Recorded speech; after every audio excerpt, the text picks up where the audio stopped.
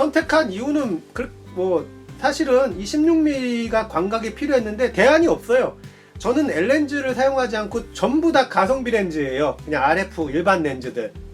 L렌즈는 그냥 다들 세 자릿수가 넘어가는 경우가 그냥 다반사다 보니까 담기고 24mm로 바꿨을 때 화면입니다. 이거를 이번 렌즈 16mm로 담으니까 제 스스로의 그림자까지 찍힙니다. 넓게 나와서. 캐논 RF 렌즈 16mm 초광각 렌즈 언박싱 하면서 살짝 리뷰. 자, 먼저 오픈해야겠죠? 자, 정품 등록 시리얼 들어있고요. 렌즈 한번 볼게요. 단렌즈다 보니까 진짜 단순합니다. 이게 다예요. 안에 설명서 빼고 완충제, 포장재, 그 다음에 이렇게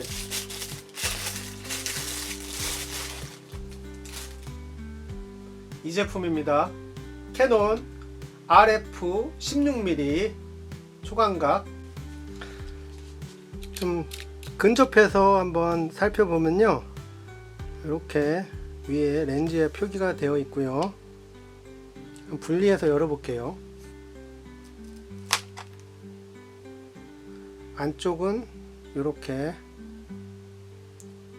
렌즈 필터는 장착되지 않은 상태고요. 현재 제가 개인적으로 사용하는 렌즈단을 보면 풍경을 많이 찍는 편이 아니다 보니까 광각 렌즈를 그렇게 쓰지 않았어요. 근데 24mm가 어쨌든 제가 가지고 있는 가장 큰 가장 넓은 광각 렌즈였어요. 그리고 보통 근데 이제 밝기가 아무래도 약하겠죠. 조리개가 F4부터 시작되니까 이 범용으로 사용하기 좋은데 밝기가 그렇게 밝진 않아요. 상대적으로 이게 이제 16mm니까 상당히 광각이죠.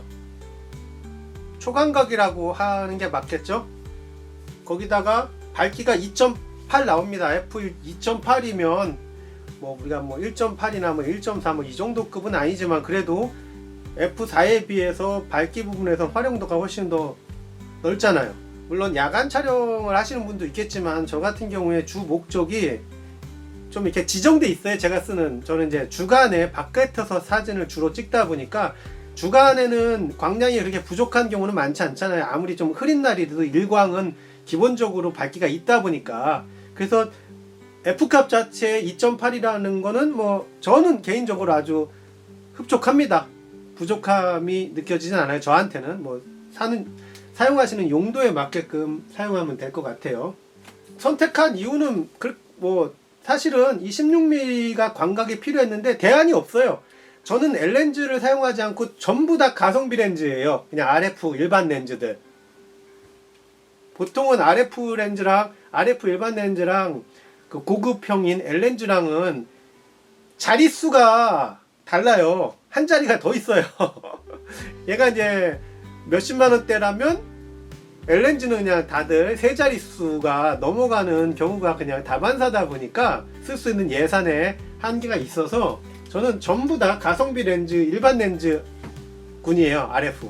그래서 16mm, 뭐 35, 50, 24, 105, 100, 400 렌즈까지 있습니다. 각각의 렌즈에 그렇게 쓰려면 하면 이 렌즈 하나가 모든 범위에서 최고를 찍을 수는 없어요. 특화된 그 렌즈에 특화된 그 장점 때문에 그냥 쓰는 거예요. 지금 이 렌즈만 보더라도 되게 값이 아마 여기 있는 렌즈들 중에서 가장 저렴한 정도의 많이 저렴한 정도의 어떤 위치에 있을 거예요. 그러다 보니까 기본 기능 중에 여기 버튼도 이거 뭐예요? 그 포커스랑 컨트롤링 선택하는 버튼만 하나 있고 AF, MF 선택하는 버튼 없죠. 그 다음에 스테빌라이저 렌즈 손떨방 기능도 당연히 없어요. 광각 화각에만 몰빵을 한 상황이라고 보면 돼요. 그냥 대신에 값이 되게 착하다. 이 가격에서 쓸 수 있는 최고의 능력은 화각이다. 제가 지금 이렇게 보는 느낌 하면 약간 그런 느낌이죠. 액션캠 할 때 조금 이렇게 넓게 생각보다 넓게 찍힌다. 그래서 이게 화면 돌리면 어떤 주변부에 피사체들이 약간 이렇게 막 좀 뭐랄까 우리 어안 렌즈로 보면 싹 끌려가는 그런 쑥 이렇게 움직일 때 느낌이 다르잖아요. 그런 느낌이 좀 납니다. 16mm 찍은 사진들 볼게요. 이건 골목 전체가 한눈에 들어옵니다. 여기는 왕복 6차선 사거리인데 네 방향이 한 사진에 담깁니다. 여기는 50mm로 같은 장소에서 찍은 건데요. 24mm로 바꾸니까 이 정도 화각이 나오고 16mm 이번 렌즈로 찍었을 때는 이렇게 전체가 한눈에 다 담깁니다. 장소를 이동해 가지고 공원 잔디밭인데 50mm로 찍은 사진은 이 정도로 담기고 24mm로 바꿨을 때 화면입니다. 이거를 이번 렌즈 16mm로 담으니까 제 스스로의 그림자까지 찍힙니다. 넓게 나와서. 이거는 이제 벤치를 한 2m 거리에서 나오니까 옆에 있는 벤치까지 다 나올 정도로 뭐 크롭해서 사용하면 되겠죠. 그리고 마지막으로 이제 크롭한 사진이긴 한데 근접해서 찍어도 한 10 몇 cm에서 이렇게 선명하게 나오는 기능도 됩니다. 물론 매크로 렌즈는 아닙니다. 그래도 이렇게 가까이서 어느 정도 찍을 수 있다는 건 여러 기능 활용도에서 또 괜찮을 것 같아요. 가성비 라인업으로만 쓰는 사람 입장에서 굉장히 겸손하게 바라고 있어요. 크게 바라지 않고 화각에서 제가 원하는 상황에서 원하는 결과물 정도만 나오면 된다. 뭐 이 정도입니다. 뭐 전촌으로 모든 걸 다 커버하는 거 그런 것까지는 제가 욕심내지 않습니다. 제가 주로 사용하려고 하는 게 EOS RP 풀프레임 바디에 달아서 쓴다고 했잖아요. 또 그렇게 했을 때 장점이 이게 풀프레임 라인업 중에 아마 가장 저가이면서 저가다 보니까 뭐 든 게 별로 없겠죠. 무게감도 가장 가볍습니다.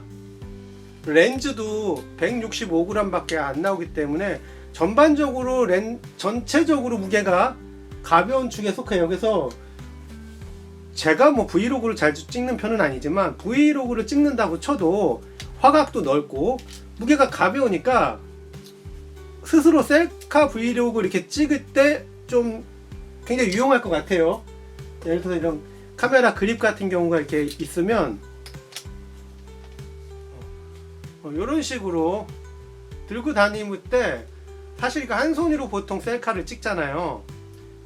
근데 저기 R7만 해더라도 렌즈와 상관없이 바디 무게 자체가 몇백 g이 더 나가다 보니까 이거 거의 브이로그는 오래 들고 있잖아요. 자기가 이동하는 데마다 찍어야 되니까 손목 이 무리가 상당합니다.